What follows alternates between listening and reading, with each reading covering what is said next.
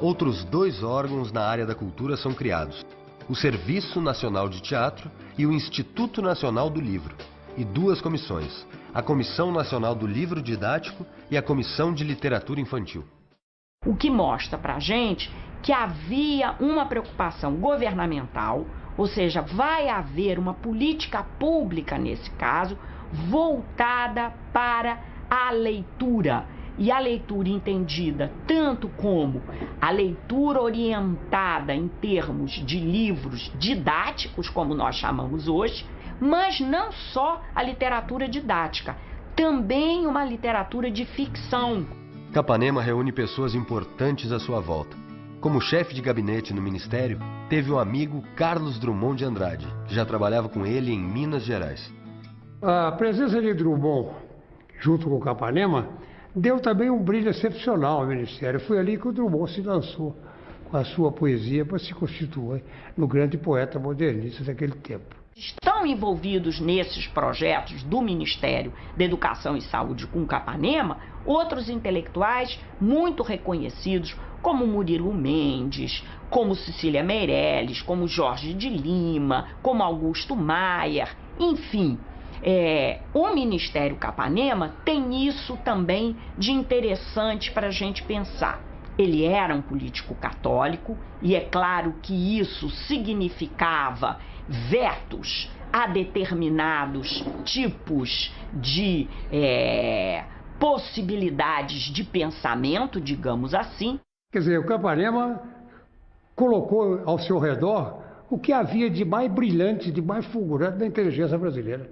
Então, se alguns desses intelectuais não eram, digamos, extremamente varguistas, ao contrário, muitos eram liberais, claramente, e vamos dizer, nesse espaço ambíguo, né, tenso, que a política do Ministério Capanema se desenvolve. Um ministro que nem por isso deixou, evidentemente, de ter embates com alguns desses intelectuais, mas que conseguiu, a despeito disso, a colaboração de muitos deles. Ele tinha essa relação complicada, difícil, mas mantida basicamente através de Carlos Drummond, com essas áreas mais intelectuais. Em 1935, a Aliança Nacional Libertadora promove uma tentativa de insurreição nacional contra o governo dentro de instituições militares nas cidades de Natal, Rio de Janeiro e Recife. As revoltas são controladas, mas Getúlio Vargas, usando o episódio, declara estado de sítio.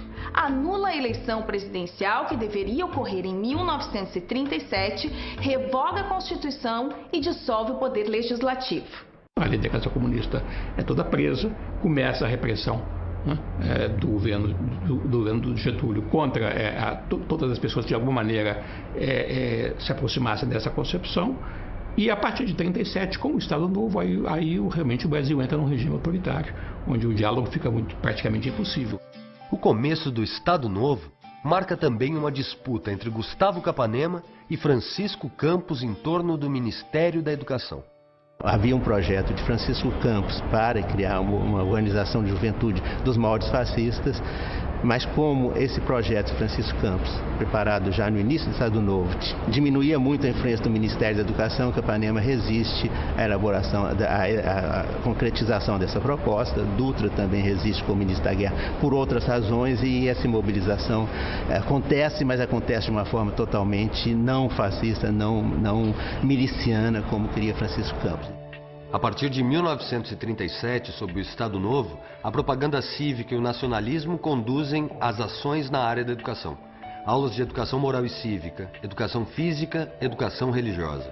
O hino nacional passa a ser obrigatório em escolas e festividades públicas.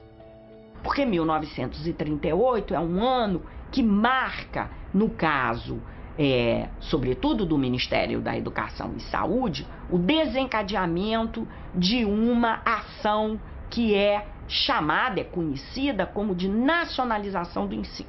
Ela está articulada com outras políticas de nacionalização do Estado Novo e está referida, com pano de fundo, evidentemente, às tensões políticas crescentes na Europa e no mundo todo, que já deixavam ver, né, a questão que vai eclodir em 1939 da Segunda Guerra Mundial.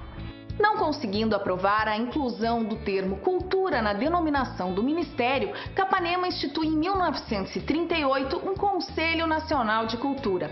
O Conselho era composto de câmaras que tratavam de temas como ciência pura e aplicada, literatura, arte, história, música e teatro. O canto orfeônico, sob orientação de Heitor Villa-Lobos, faz parte do ensino em todas as escolas. Através de uma portaria em 1940, os currículos do segundo grau passam a ter as disciplinas História do Brasil e Geografia do Brasil. A vinculação do Villa-Lobos foi mais forte com o próprio Vargas e com o Departamento de Imprensa e Propaganda, o DIP, do que com Capanema. Mas, de alguma forma, também Capanema levou em consideração as posições de Villa-Lobos, criou o Conservatório Nacional de Canto Orfeônico. Então, não é casual que Ministério da Educação e Departamento de Imprensa e Propaganda muitas vezes estivessem competindo para implementar determinadas iniciativas e que, em muitos casos, houvesse grande tensão. É fundamental para um regime autoritário não só se apoiar na força aberta, mas também, evidentemente, permanecer tendo controle sobre ela. Gustavo Capanema promove a nacionalização de escolas públicas estrangeiras em todo o país. Não se podia ter escolas onde não se falasse português, onde existissem livros escritos em qualquer língua que não o português. Igualmente, não se podia ter periódicos, fossem revistas ou jornais, escritos em língua estrangeira. Mas isso é feito de uma forma extremamente violenta e de uma forma extremamente repressiva, que ela vai fechar inúmeras escolas que existiam, muitas delas há muito tempo, e que eram desenvolvidas por iniciativas de grupos étnicos, italianos, alemães, japoneses. Cito esses porque vão ser os diretamente envolvidos na guerra e que não só, mas muito por isso, vão ser duramente atacados e radicalmente, vamos dizer, reprimidos mesmo. Outra determinação de Gustavo Capanema foi transformar a Universidade do Rio de Janeiro em Universidade do Brasil, em 1937. Pois incorporou nessa Universidade do Brasil a Universidade do Distrito Federal, que havia sido criada por Anísio Teixeira, vinculada à Prefeitura do Distrito Federal.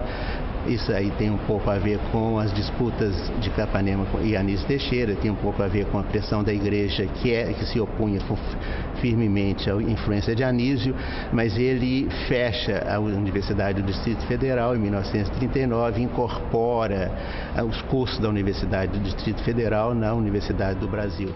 Na Universidade do Brasil, começa a funcionar a Faculdade Nacional de Filosofia, voltada à formação de professores, e a Faculdade Nacional de Educação Física e Desportos.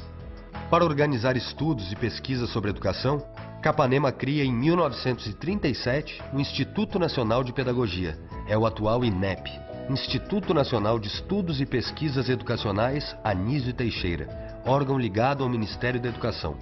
O educador Lourenço Filho foi o primeiro diretor do INEP. Capanema dedica quase 3 anos do seu ministério à elaboração da chamada Lei Orgânica do Ensino Secundário, que foi promulgada em 1942. Uma nação merecedora do conceito universal.